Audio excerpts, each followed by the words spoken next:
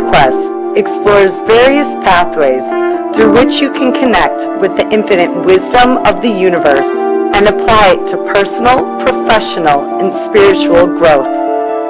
This program, featuring accomplished practitioners, educators, and authors, is provided by Infinity Foundation, an innovative center for holistic studies and research. We invite you to share this journey with us.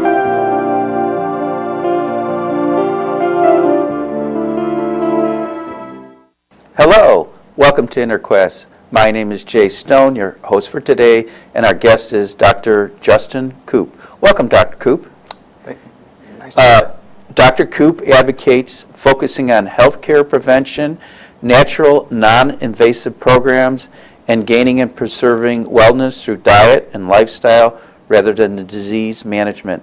His professional education includes Doctor of Chiropractic and postgraduate studies in functional endocrinology, functional medicine, and nutrition. He is also the president and clinical director of his Inspired Health Center in Warrenville, Illinois. Now, before the show, I mentioned to you that a chiropractor that I interviewed said he was a primary care physician. Yes. And I was really pleasantly surprised by what you added. So you want to say a few words about how chiropractors are primary care physicians? Yes, in the state of Illinois, our chiropractors are licensed as primary care physicians, which means we are a primary portal of entry. So anyone can come see us. You do not need a referral or anything like that. And yes, we work with many conditions. Basically, we do not prescribe medications. So. Okay, so it's a portal of entry, and then, of course, you recognize when you can't help the patient and you have to refer out. Oh, absolutely. Just like any other physician, if it's something that we cannot assist the person with, then I can refer them to a specialist or something like that if that's the case they need to do. I would assume a lot of the problems you can resolve through diet, nutrition, exercise, stress management. Yeah, so in addition to chiropractic, a primary thing that I've focused on, and as kind of says my continuing education, is in functional medicine.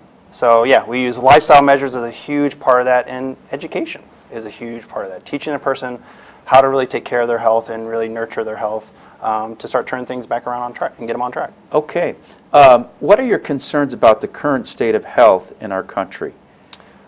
Well, a big part of the reason why I am doing what I'm doing is because I see a lot of things happening with our current state of health that absolutely do concern me. The biggest thing is I see a focus more on disease management instead of health promotion and disease prevention. We seem to be spending a great deal of resources and money on our current system, our healthcare system, but we look around and we see a lot of these chronic degenerative diseases kind of increasing. Well, the term preventative medicine comes to mind. So how does one practice preventive medicine if one isn't a doctor? Well, it's relatively simple. So when you think of preventative medicine, we have to look at really two main things and give you, I guess, your first kind of test in functional medicine. So the first things we look at is, what do we need? What does our body need to be healthy? So we have to think of things like nutrition and exercise and stress management, spiritual well-being, these types of things. And we also have to look at what is interfering with our health. Mm-hmm. My simplest analogy is, if we've ever thought of that wilting plant sitting over in the corner of our home, we think, oh, well, that plant needs water and maybe some sunshine, some nutrients. But we also have to think, is there something that may be toxic or interfering with the growth of that plant? And it's the same for us. Okay. How can we improve the health of every American? By, I think, taking that type of an approach. So instead of looking at healthcare as disease and symptom management, really look at how do we start promoting health and look at what do people need to be healthy and what is interfering with that health. So what are you telling your patients day in and day out? Well, that they need to take charge of their health, that we need to stop relying on someone else, a doctor to do it for them, or someone else to take care of their health for them. It's really going to be our responsibility to learn, how do we do that? How do we take care of ourselves, and how do we ensure that we have proper health? Now, I noticed I visited your website, and I noticed you teach classes? I do. So you actually teach your clients or your students how to take care of their health. What are some of the major topics in the classes? Nutrition is a key one. Okay. And when it comes to things like nutrition, a lot of times it's not just knowing, stay away from junk food and processed foods, but it's really knowing, yes, what we need to be eating, and in some cases, what we need to be avoiding. That may be not good for our personal body. Do you have some general nutritional guidelines? Well, one of them I heard already, and that's avoid junk food. Yep. Processed food. Yeah. Okay. So the more we can eat real whole food. I mean, I don't stick to any particular diet or anything like that, but real whole food is really what we need to be doing. Whole grains, vegetables, beans. Vegetables primarily, yes. Okay. So, I mean, we really need to get that vegetables should really be the center of our diet, and then filling it in with other good whole foods. And honestly, we try to reduce grains for a lot of people because they can be very inflammatory in certain situations. Any particular grains more inflammatory than others? They all can be inflammatory. Some Okay. are more reactive.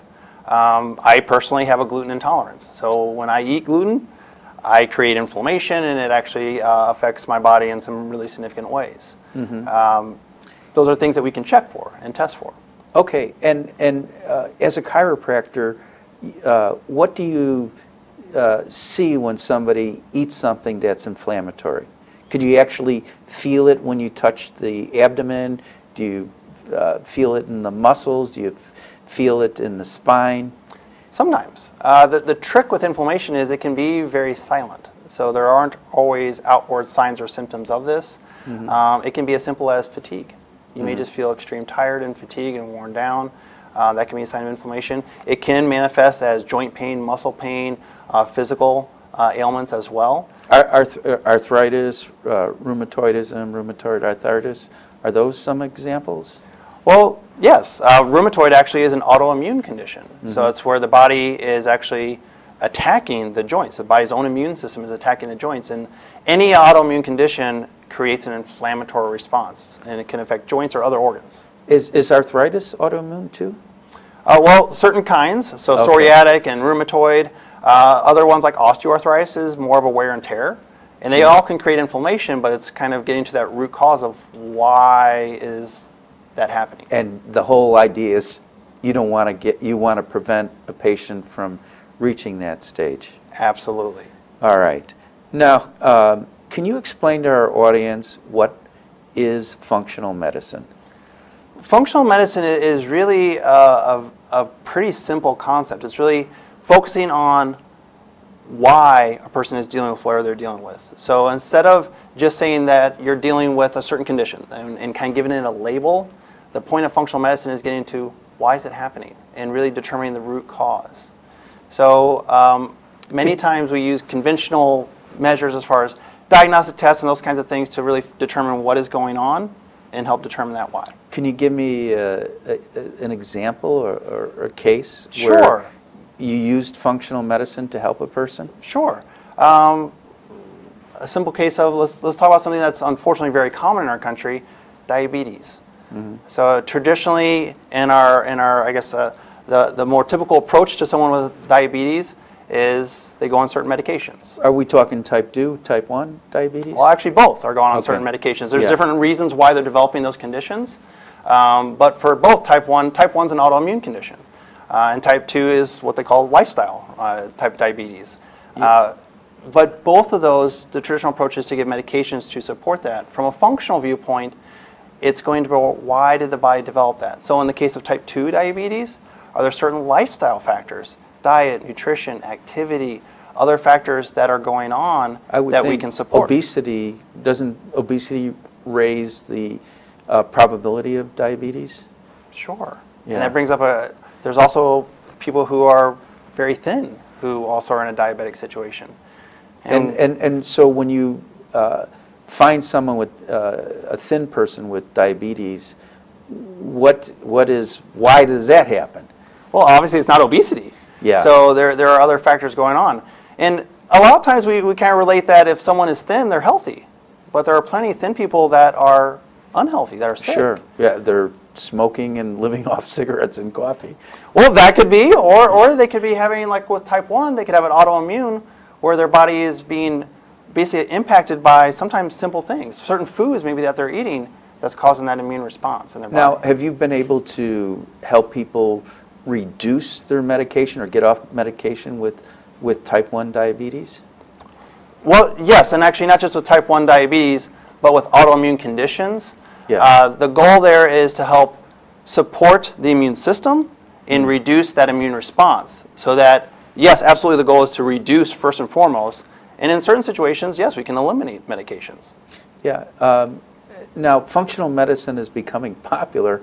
Why isn't it, if it's so effective, why isn't it being taught in medical schools and chiropractic schools as a primary class or technique? That's an excellent question. And the reality is it is starting to become more in the forefront, but it's a shift. It's a shift in how we look at healthcare, how we approach healthcare, and it really requires a change in the whole system of how we approach health and healthcare in this country. Well, it's getting to the point with premiums and the cost of healthcare. It's like it's a lot cheaper and a lot better to take care of yourself. How do you see insurance and affecting the care of health? Well, my honest opinion is I think there's a place for insurance, for health insurance. Yeah. Do I think that health insurance is going to allow us to get healthy? I don't. I think it's there for crisis care, and if we're in a crisis and we need to, be hospitalized or have a certain procedure, thank goodness we have it to pay for that. But is the role of health insurance going to allow all of Americans to regain their health and learn how to be healthy and do what we're talking about as far as a proactive approach? That's just not what it's. That's what it's doing. That's not what it's for. Okay. Well, and how important is it to schedule an appointment with a chiropractor? Let's say, there's a person's in reasonably good health. Should they have a checkup like once a year? Well, I think with any physician, I think having evaluations and checkups for everyone is important. Because the reality is, no matter what we're dealing with health, the last thing that always shows up is feeling bad. So yes, it's very important to have do an exam, have a physical exam, even do certain labs to make sure that things are healthy. Now, before the show, you explained this device. Yes. This tool that you have. I thought it was really cool. Why don't you explain it to our audience? Sure. When you use it, what it does, etc. It's called a metabolic bioscan. So this is one instrument that I use to help evaluate a person whenever we're first doing some tests and initial gathering of information. So really what this allows us to do is help us look at cellular health. And some of the main things it's really looking at is the health of the cell itself. So it helps us to look at what's called phase angle, which is the health of the cell membrane that's actually holding the cell together and kind of the barrier of the cell. Okay. Do you actually see pictures of the cell? No. It gives us a measurement, so it gives us a number. And then we're able to compare that individual's number to a database for a man or a woman at that age for a reference point to determine if they're within that normal range or if they're below that normal range, which would indicate stress on that cell. Okay. And if there was stress in the cell and it was outside the normal range, what do you do to get it back to normal range? Well, we also complement that with some other tests because the reality is something's going on with that cell that's making it unhealthy. Either it's not getting nutrients, there's toxins, there's stress, maybe we're deficient in certain hormones in the body. Something is creating a less optimum environment for that cell. And there's cells all over our body, right? Yeah, everywhere. Yep. And so where does this measurement of the cells take place? So how this instrument works is we hook leads up to the wrist and the foot on the right-hand side of the body, and it's literally sending a signal, an impulse through the body. So it's not necessarily measuring one type of cell, it's measuring cells. And there's actually markers that tell us percentage of living cells versus non-living cells in the body, because we have both. It tells us about muscle cells, fat cells, water in the body, so we can actually get percentages of how much water, how much fat, how much muscle, your BMI, your metabolic rate. That's an amazing machine. So it gives you a lot of information, and then we can follow up after we give you some recommendations on changing things and improving health to see, are we moving in the right direction.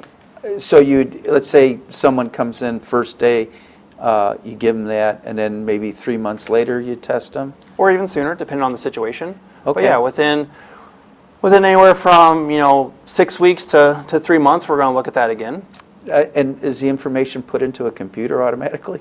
No, actually, this machine itself prints out a reading printout, and then we put that into a sheet so then we can write down the normal value versus the value on the patient so we can see them side by side. Okay. What other tools do you have? Was that something, by the way, is that something you got in chiropractic school, or is that No. functional medicine? Yeah, actually, I know medical physicians that are using this technology. I know chiropractors that are using this technology. So again, it's just a tool that allows us to get a better idea of cellular health. And other tools I use traditional blood work and those types of things. I typically order a little bit more comprehensive lab panels or tests just because I want to look more at a full picture of the body. Mm-hmm. And we also look at labs in a little bit different context as far as we use functional markers. What are some of the functional markers and why? Well, the biggest difference is a lot of people may have experienced a situation where they've had labs done, and because they don't feel good, something's going on, and they get their lab test back and they're like, well, everything's normal. And so really what we look at as far as functional markers is the same test, but it's the actual range that is very different. Mm-hmm. Traditional standard lab ranges are based on a bell curve of the average of Americans getting blood work. And so it's not really based on an ideal healthy population.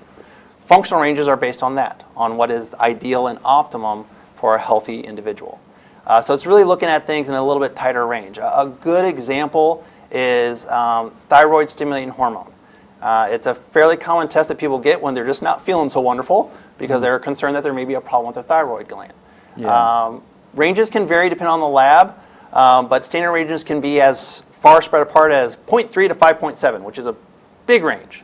Right. The difference with that and functional is functional medicine, we look at 1.8 to 3.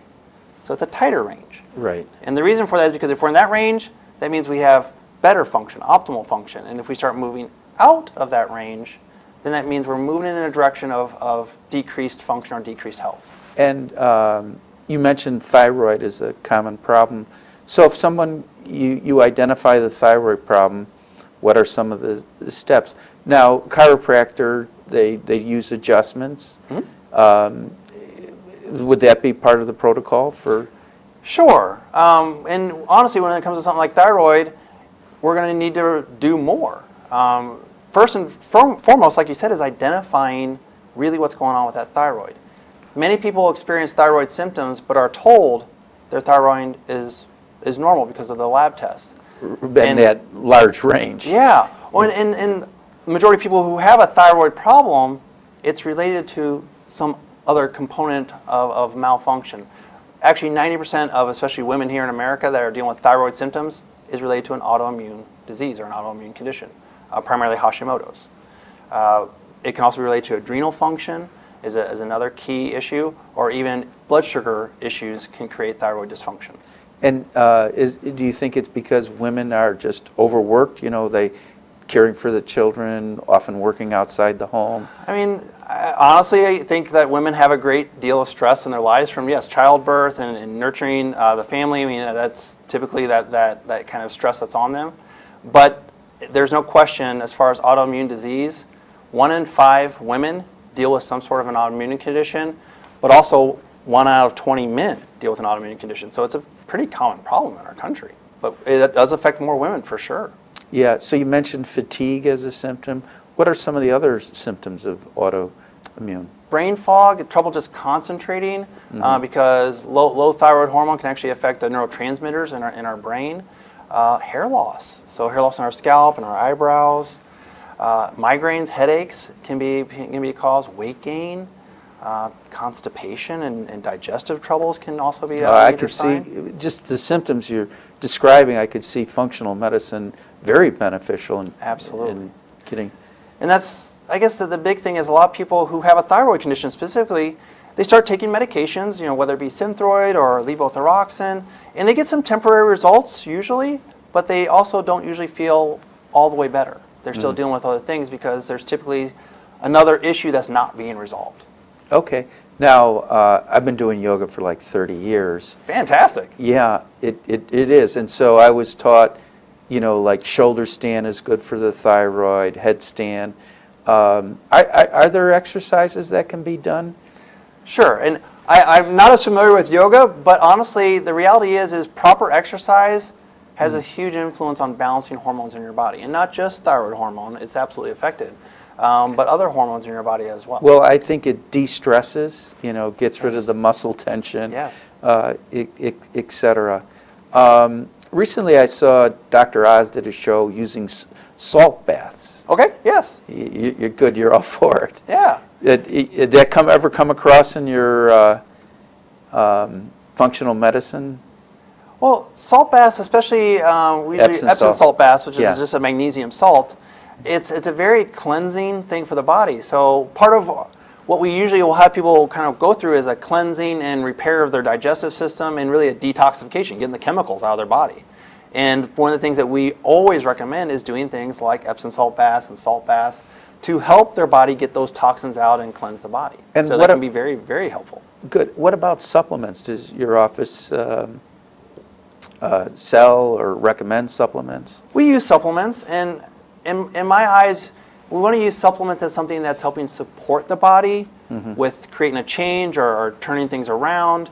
But really, we want to focus on proper diet, nutrition, to really get those things. But here in Northern Illinois, certain supplements that, vitamin D, that's usually a very, very important supplement because vast majority of us don't get enough sun. So it's something that we're going to need to supplement with. So it depends on the individual, but we want to use supplements to support wherever they may have a deficiency or need that added support. Well, you have a lot of enthusiasm for what you do. Why did you become a chiropractor? Well, I became a chiropractor first and foremost because I really had a passion and desire to help people. And I chose the chiropractic direction because I was always fascinated about getting to the why of what was going on, figuring out why things worked and why things happened, and when it comes to health, why people weren't experiencing optimum health and help them get there. So I saw chiropractic as a more holistic approach to that. And I got into functional medicine, honestly, because of a personal health care crisis that we went through with my wife. So after 10 years of practice in chiropractic and living a healthy lifestyle, focusing on nutrition and focusing on exercise and focusing on stress management and doing the things that we knew to be good to help our health, my wife still got into a health crisis. This was a few years back. Basically, she started experiencing, so my wife's a tax accountant, and after our third child, which he was born in January, she went right back into tax season in February. Congratulations on your third child. Thank you. But I have a friend from childhood, tax season comes along. It's like, I'll see you in May. Yeah, it's stressful. It's a stressful time. So that stress, though, kind of surfaced some underlying health issues. And basically, she started having pretty significant pain and just digestive, really, discomfort and trouble. And it came to be that she had gallstones. Now, my wife's got a pretty extensive family history of gallbladder and gallstone issues, and pretty much everyone who had that issue before had the traditional approach of surgery to remove it. And what she had seen is they all had surgery, and the vast majority of them continued to have problems with digestion and discomfort and unwanted weight gain and other issues. So when my wife started dealing with this issue, we had the test done, we confirmed that's exactly what was going on. She wanted to figure out why this was happening, and she knew surgery wasn't going to fix that. So it started us on a journey. And to be honest, she was living on green smoothies for a few months while we were trying to figure out another way to do this. Because at the time, no one had given us, hey, this is another approach you can do. So we searched out a functional medicine doctor eventually that was able to take time and help teach us the underlying factors that was contributing to this problem and help resolve and turn those things around. So she kept her gallbladder, she got the gallstones taken care of, and honestly, she improved overall health. Her digestion, her weight, her energy, her sleep, everything improved as a result of this. Great, that started us on our journey. And it's great that she's got to be a believer in what you're doing. Absolutely. Whenever she talks about what we do, she says that was her first functional medicine patient. Okay. Describe the health concerns of your typical patients and explain how functional medicine is their best hope. Well, you just did with your wife. So I mean, it's really people in that situation. People who are dealing with any kind of a health issue and they're just not getting the results that they want to with whatever they're doing, and they're looking for resolution. They're looking for a deeper cause of that issue and then a bigger solution to that problem. Okay. What are some of the more common health conditions that you see? A lot of the stubborn chronic problems, degenerative problems, like we mentioned, diabetes, that's a very significant one. Autoimmunity. And the problem with autoimmunity is typically it's approached with certain suppressive types of drugs or steroids or those types of things to help deal with the inflammatory response. But the actual immune system that's kind of going haywire, that's never really addressed and supported and really figure out why is it going haywire. Now, do you notice the age of the patient makes it different in how you treat them or the problems that they have? To some degree, yes, but honestly, not really. I have patients who are in their 20s. I've actually had teenagers. I have patients who are in their 70s. Yeah. And the approach is not that different, to be honest. Okay. We focus on lifestyle measures and education and learning. And first we got to get to that why things are happening and then help support their body. I once saw a chiropractor work on a child that was like 6 or 7 days old. It was amazing. Yeah. You know, it was a real gift to see that. I've had parents I've actually had several parents bring their child to my office on the way home from the hospital before they even went home. I just think that's awesome. And what did you learn when you worked on these newborn infants? I love working with children. Children are amazing, and newborn infants. The main thing is when you think of, especially like an adjustment for a newborn, it's extremely gentle. And usually what we see is their neck is where there's an issue or stress, if you will, and it's because they just went through a relatively stressful event of being born. And how many treatments would you need to do on a newborn infant? Usually their bodies respond almost instantaneously. So wow. Typically with a newborn, a couple adjustments and their body's kind of back on track and really a picture of health. And sometimes I've dealt with small children who have conditions like torticollis where, literally they're born and their neck is pulled to one side. That's something that takes a little bit longer. But usually when I see an infant, I see him a couple times and then I'll be like, we'll see you in 3, 4, 5 weeks. Well, we've just got about 20, 30 seconds left. Do you want to throw one more jewel of wisdom out there, Dr. Coop? Well, when it comes to health, my I guess little pearl is start taking a proactive role. Start looking at what can I do to further improve and help my health, and work with someone who can help you get there. Work with a mentor or a coach. And I'll add, work with someone like you. Thank Absolutely you. Fascinating. For more information about Dr. Coop, the Inspired Health Center in Warrenville, Infinity Foundation, or Quest Show, stay tuned to the credits at the end. Until next time, wish you good health, good spirits, and good fortune. Nice to meet you, Dr. Coop. You as well. Thank you so much. For more information about this show, our guest, Infinity Foundation, or any of our other programs, please visit our website, infinityfoundation.org, or call us at 847-831-8828.